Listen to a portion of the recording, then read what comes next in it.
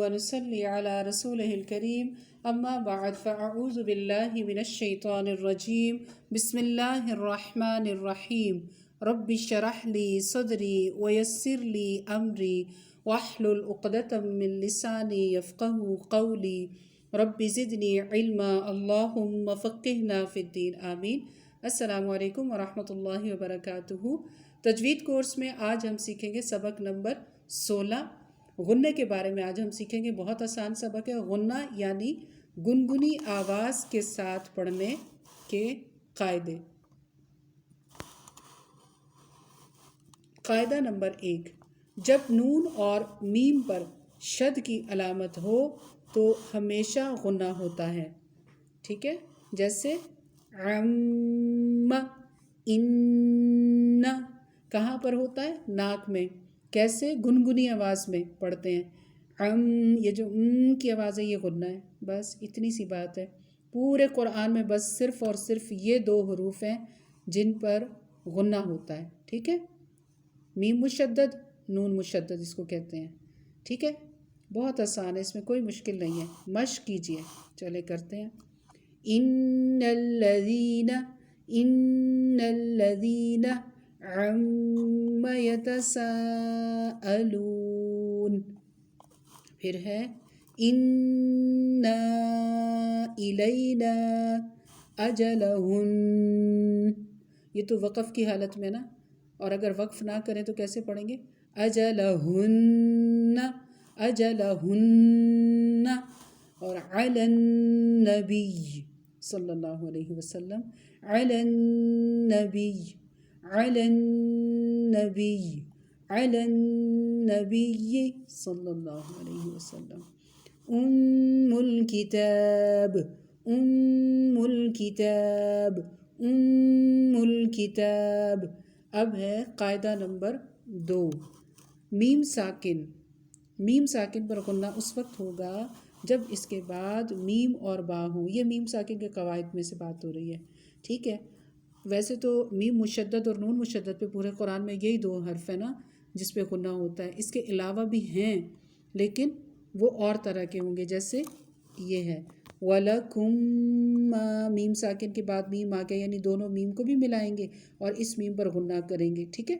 میم مشدد پہ تو یہ وہ والی بات ہو رہی ہے۔ یہ آگے جا کے ہم پڑھیں گے میم ساکن کے قواعد، اس میں جا کے پھر اور زیادہ اچھے طریقے سے سمجھ میں آ جائے گی بات۔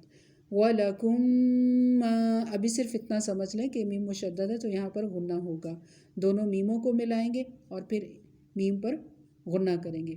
وَلَكُمْ مَا كَسَبْتُمْ، وَلَكُمْ مَا كَسَبْتُمْ يَعْتَصِمْ بِاللَّهِ۔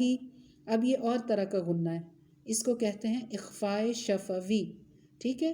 وہ غنّہ اور تھا، وہ کیا تھا؟ نون مشدد اور میم مشدد والا غنّہ، یہ والا، یہ بھی غنّہ ہے لیکن یہ اور طرح کا، اس کو اخفا کہتے ہیں، اس کو غنّہ نہیں کہتے، اس کو کہتے ہیں اخفائے شفوی۔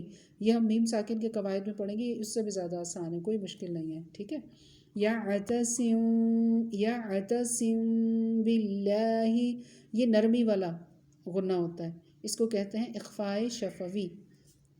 ہوتا یہ بھی ناک سے ہی ہے اور یہ اس کا صرف ایک ہی حرف ہے پورے قرآن میں، میم ساکن کے بعد با، تو اس کو ہم نے یوں پڑھنا ہوگا یعتصم باللہ، یعتصم باللہ، ٹھیک ہے؟ یعنی جہاں پر بھی میم ساکن کے بعد آئے تو میم ساکن کا غنّہ ایسے ہی ہوگا جیسے ابھی کر کے دکھایا ہے، یعتصم باللہ۔ اور الحمد، لم یلد ولم یولد ولم یکن لہ کفوا احد، یہ جو ہے نا اس میں، یہ بیچ میں ویسے ہی دی ہوئی ہے، اس کی ضرورت تو نہیں تھی۔ یہ لم ولم، یہ بس بتایا ہوا ہے کہ یہ والے جو میم ہے نا ان پہ اظہار ہوگا۔ اب آپ سوچیں گے کہ یہ اظہار کیا ہے؟ اظہار آگے جا کے ہم پڑھیں گے، ٹھیک ہے؟ ابھی ہم غنّے کے بارے میں اچھی طرح سے پڑھ لیں۔ ام بظاہر، ام بظاہر، امن، اس غنّے میں اور اس غنّے میں آواز میں فرق دیکھیں کتنا فرق ہے، ٹھیک ہے؟ یہ اخفا کا غنّہ ہے اور یہ کون سا ہے؟ حقیقی غنّہ، نون مشدد اور میم مشدد والا۔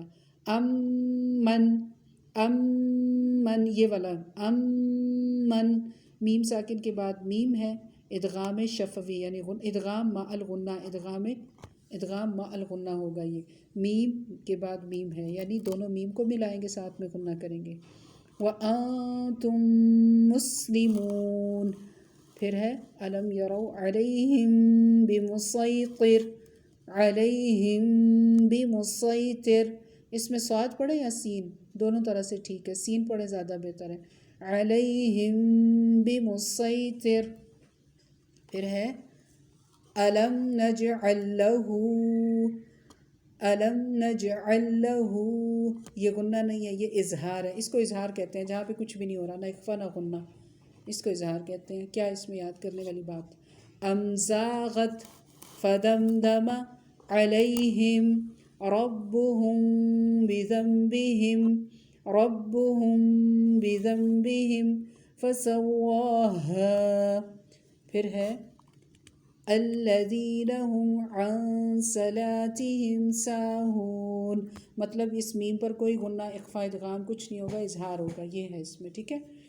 پھر ہے ہوم ورک. ہوم ورک اپنے سبق میں سے ایسی مثالیں تلاش کر کے گول دائرہ لگائیں.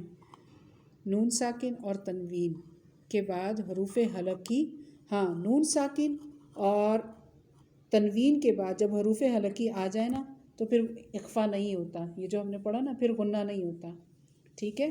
نون ساکن اور تنوین کے بعد یا حروف حلقی کے بعد لام اور را میں سے کوئی حرف آ جائے تو غنہ نہیں ہوگا، لیکن جتنے بھی باقی کے 20 حروف ہیں ان سب میں ہوگا غنہ، ٹھیک ہے.